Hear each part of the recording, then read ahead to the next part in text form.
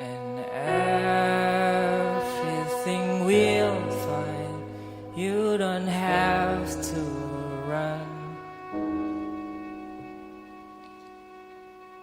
And all the hands keep your soul. Just wait until it's done.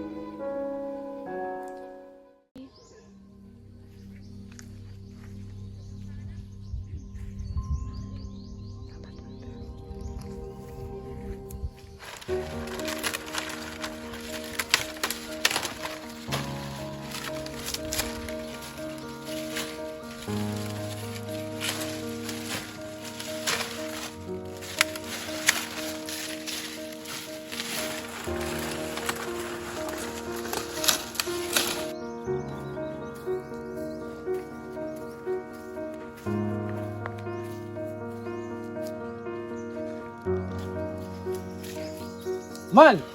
Anong ibig sabihin yan? Bakit kayo magkahawak ng kamay? At saka Mal, nilagyan ka pa niya sa pisngi. wala. Mali ang iniisip mo. Sugutin mo ako ng maayos. Karelasyon mo ba ang lalaking yan? Sandali lang pre, hindi pa ba nasasabi sa'yo ng asawa mo? Tumahimik ka nga. Mal, pakinggan muna ko. Huwag kang mag-iskandalo dito sa labas, nakakahiya sa mga tao. Pumasok ka sa loob ng bahay.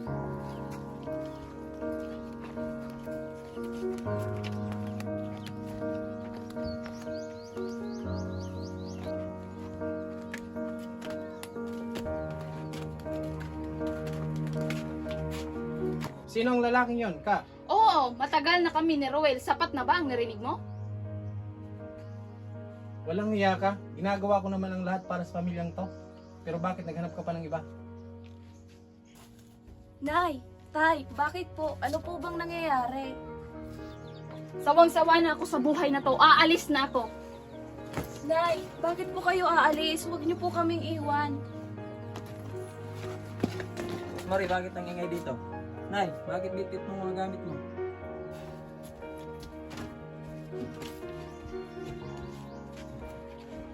Hayaan niyo siyang humalis. Hindi natin siya kailangan sa pamamahay na to. At talagang aalis ako at hindi na ako babalik.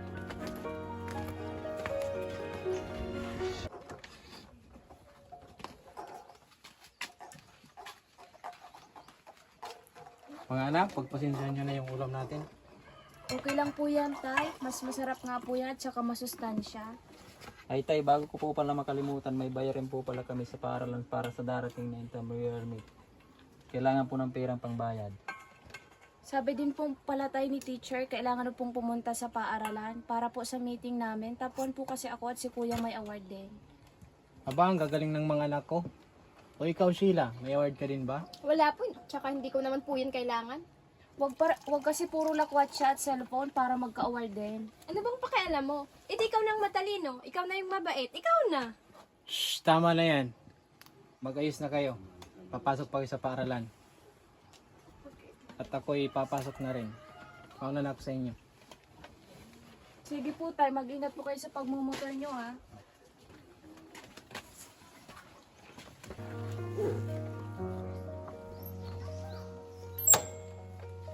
Wala?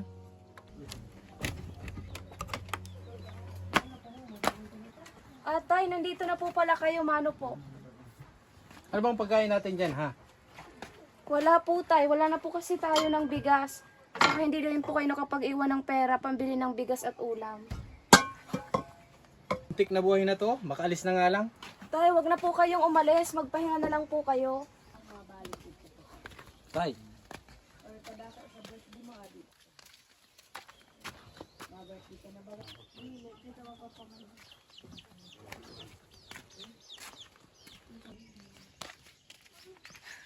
Buti naman nakawin. Ano ba yan? Wala man lang pagkain. Hindi ka naman nagsaing, no? Ang tamad-tamad mo talaga. Good morning, ma'am. Good morning.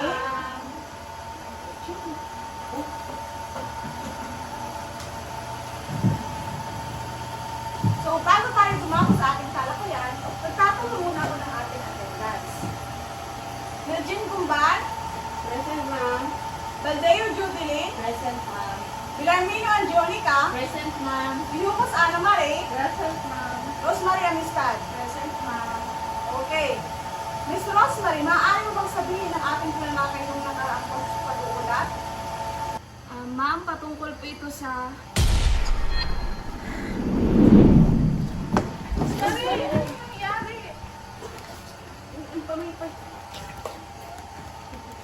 O ano, Jeremy at Sheila, bakit sabi ng guro niyo wala daw kayo sa paaralan? Saan ba kayo nagpupunta? Hindi man lang kayo naawa kay Rosemary? Nahimatay na nga, makabili lang ang pagkain niyo. Eh, hindi ko naman kasalanan eh. Bakit inutusan ba siya magtrabaho? Di ba hindi naman? Kaya kasalanan niya yan. Aba, ang lakas ng topak mo, sagutin ako ng ganyan. Umayos ka, Jeremy. Hindi kita pinalaki ng ganyan. Ikasalanan niyo naman kung bakit umalis si mama eh. Hindi niya siya mabigyan ng maayos na buhay.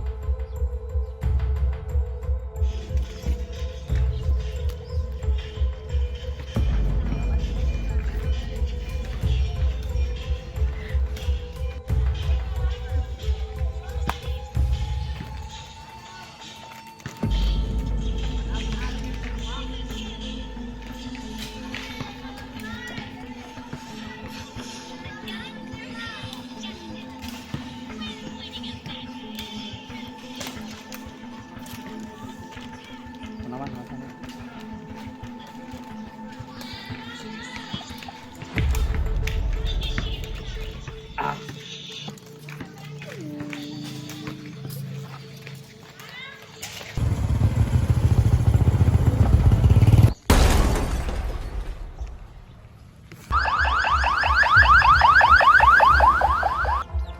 Kuya, magbadali ka. Kailangan raw natin puntahan si Jeremy sa ospital.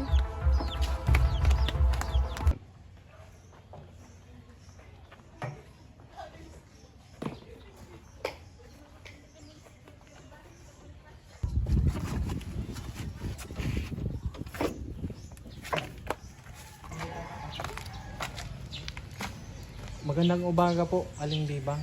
Magandang umaga naman po. Pwede ba akong makautang ng pambili ng bigas? Nako, Paul, pasensya ka na. Naubos na kasi ang pera, pinangsahod ko na kahapon. Eh, ibabalik ko rin sa Makalawa eh, kasi sa sahod na yun.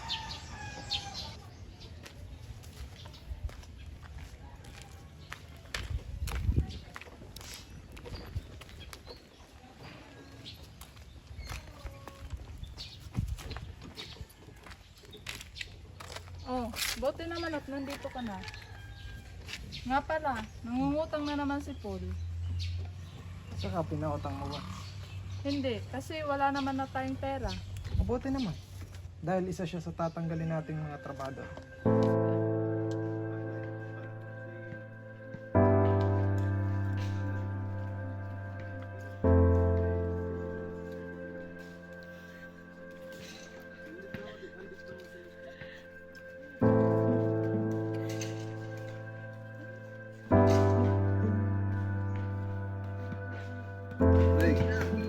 Kaya ba?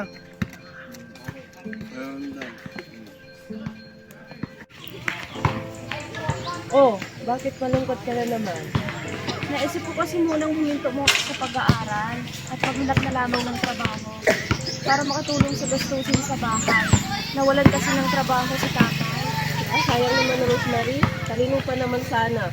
Pwede naman natin mag-working student ka. Masama ka sa umaga. Araw mo sa gabi. Oo nga, Rosemary. Sasakripisyo ka habang ang mga kapatid mo nagbubulakbol.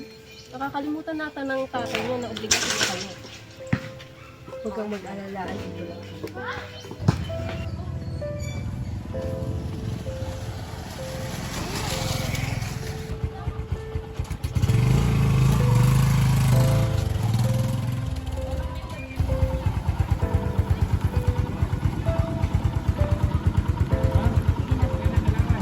Doon po sa school.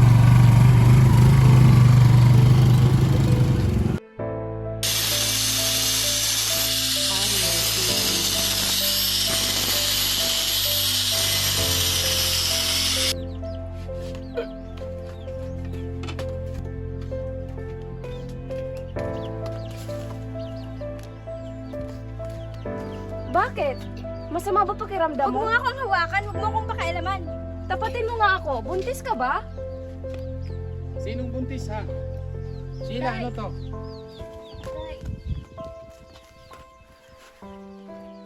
Tay, relax lang po kayo. Bakit Sheila, buntis ka ba? Kuya, Walang hiya ka? patawarin niyo po ako. Nagkamali po ako.